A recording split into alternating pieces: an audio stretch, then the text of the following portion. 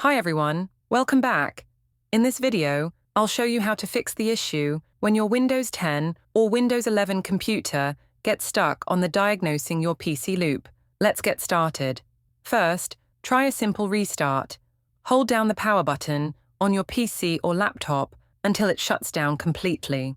Wait a few seconds, then turn it back on. Sometimes this clears the loop. If it doesn't work, boot into the advanced startup options. To do this, restart your PC and press the power button again as soon as the Windows logo appears. Do these 2 to 3 times. This should bring up the automatic repair screen. Now, click Troubleshoot, Advanced Options, Startup Repair. Windows will scan and try to fix problems that prevent your system from booting. If Startup Repair doesn't solve it, go back to Advanced Options and choose System Restore.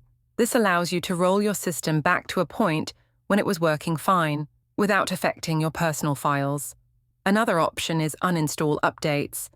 If the issue started after a Windows update, select Uninstall Latest Quality Update or Uninstall Latest Feature Update to remove the faulty update. Finally, if nothing works, you can choose Reset this PC. You'll have the option to keep your files or remove everything, and Windows will reinstall itself to fix the problem. And that's it. By following these steps, you can fix the Diagnosing your PC loop on Windows 10 or 11 and get your computer running again. If you found this video helpful, don't forget to like, subscribe, and share. Thanks for watching.